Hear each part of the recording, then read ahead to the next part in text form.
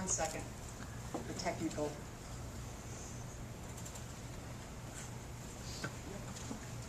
Yes. Okay. My table, we didn't want her to leave, and I think we've all just heard. Can you guys hear me, by the way? Is this on? There, okay. We just heard great stories about the impact that Young Life has had in the lives of kids here. And if you had attended a banquet 30 years ago in Atlanta, Georgia, I might have been one of those kids that was speaking to you. I didn't have a very dramatic story. It wasn't like China. I'd never been in a lot of trouble. And as a matter of fact, I was probably just the opposite.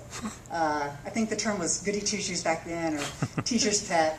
I had grown up going to church when we visited my grandparents. My grandfather was a deacon in a Southern Baptist church.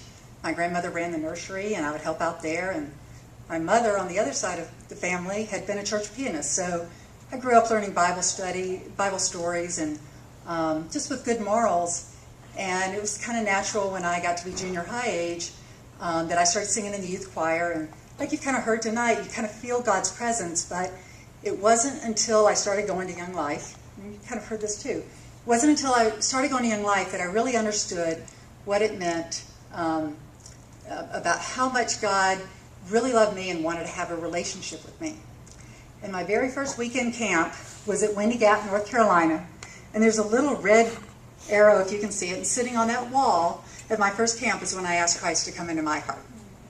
So, but I'm not 16, and that was 30 years ago. And Charles asked me to speak to you about my involvement as an adult. So I thought, okay, well, what can I say that would have some significance? And I started thinking about the theme of tonight and superheroes and that sort of thing. And so here's what came to me. Heroes are often equated with warriors. And you'll actually hear me use those two terms interchangeably over the next few minutes. And today's mixed martial arts athlete is widely considered a modern-day warrior. Many of you may have seen the movie Warrior that's come out about 3 weeks ago.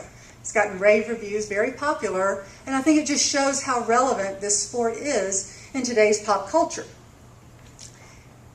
You may not know this, but you could say that I understand the warrior mentality, because for the last several years, I've been a female Jerry Maguire, as you can see in some of these pictures. I represented some of the top champions in this sport, Randy Couture, Frankie Edgar, and in these pictures, George St. Pierre. So you may be saying, okay, so what does my experience with UFC fighters have to do with a Young Life banquet?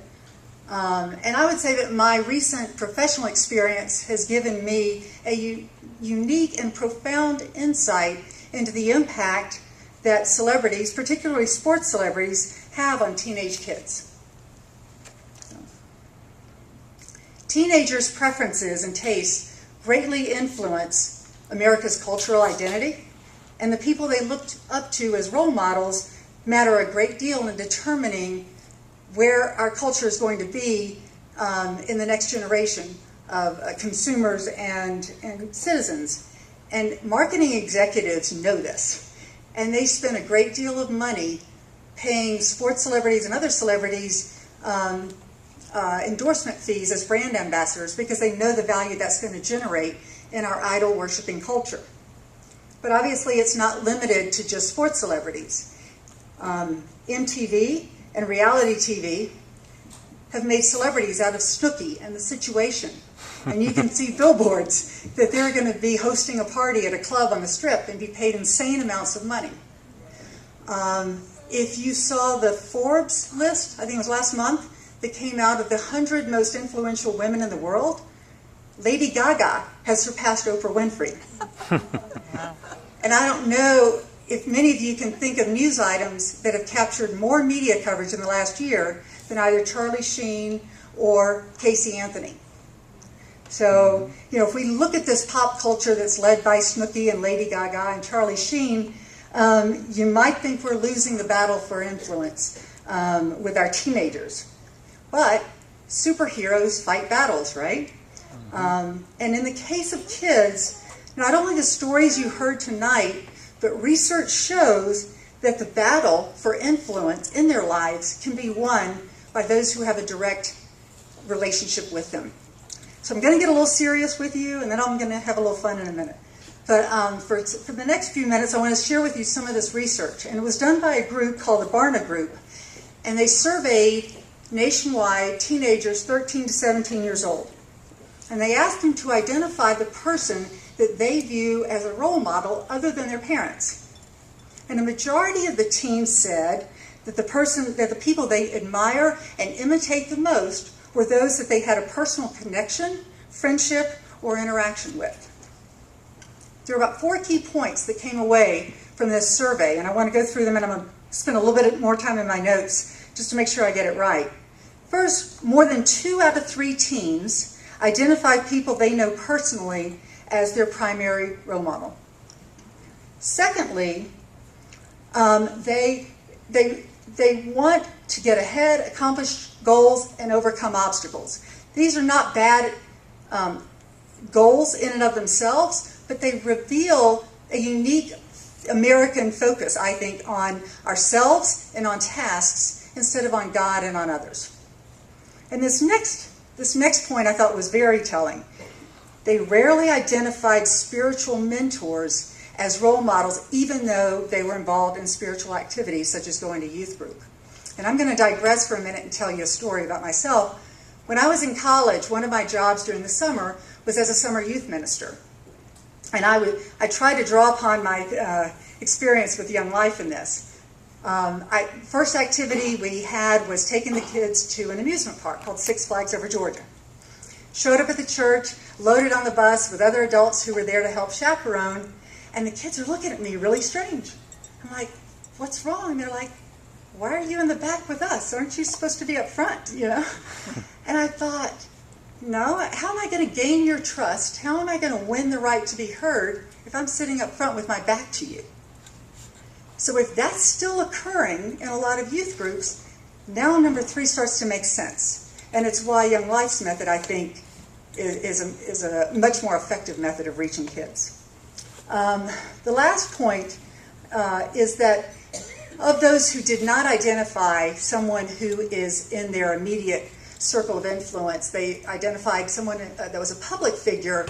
There was a significant influence by media exposure, as we've mentioned before, as well as the reach of the internet and social media today.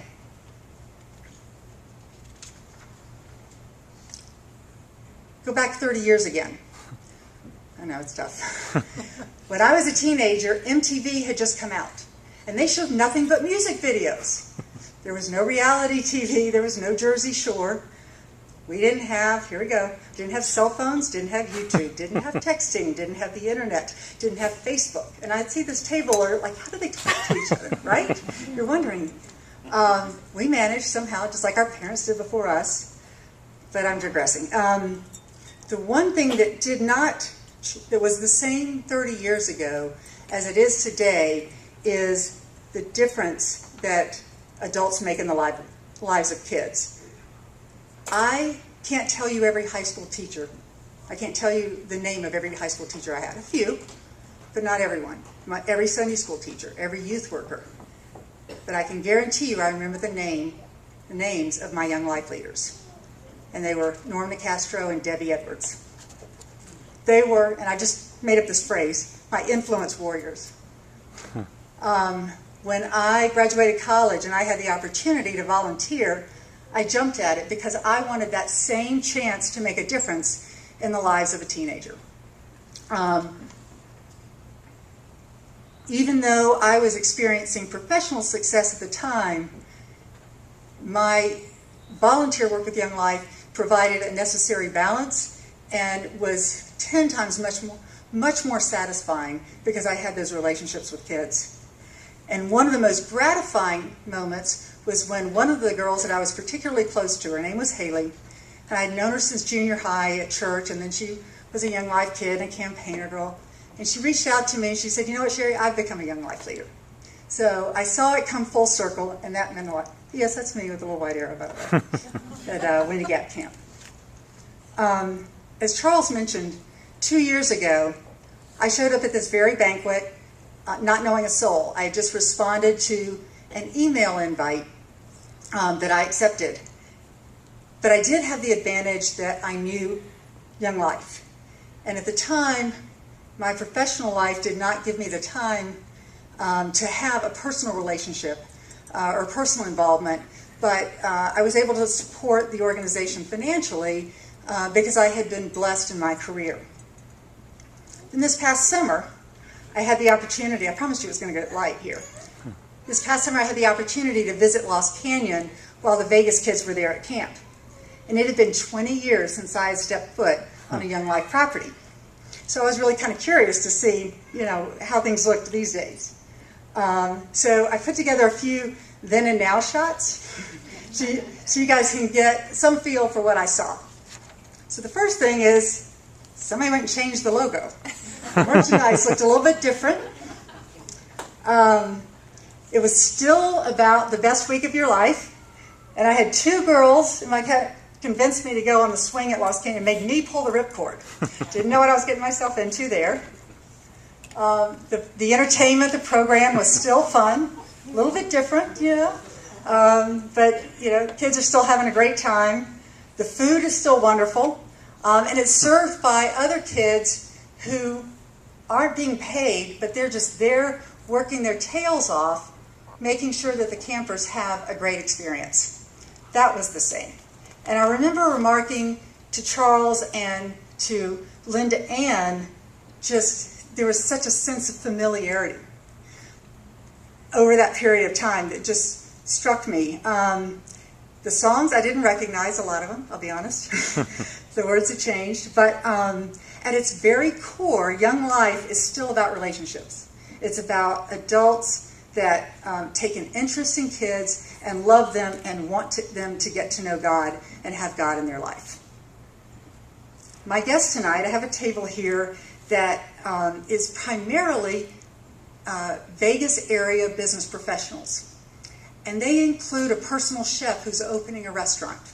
They include a brand ambassador for a local women's boutique, a retired CFO, young entrepreneurs in the pet industry that happen to be business partners of mine, a massage therapist and entrepreneur, and helping me with this presentation is my exceptional assistant.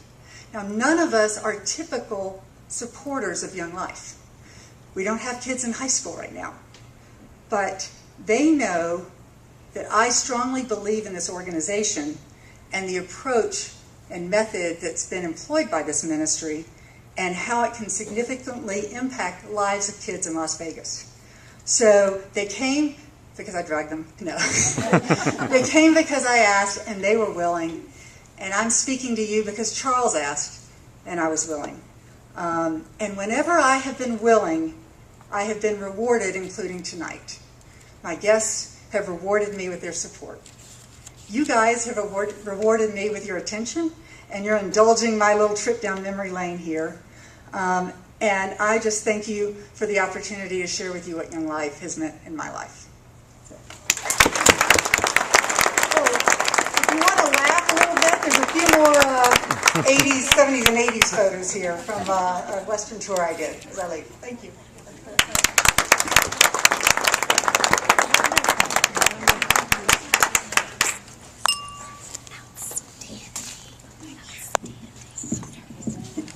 Thank you, Sherry. And we have blackmail photos that I can put on my computer. All right.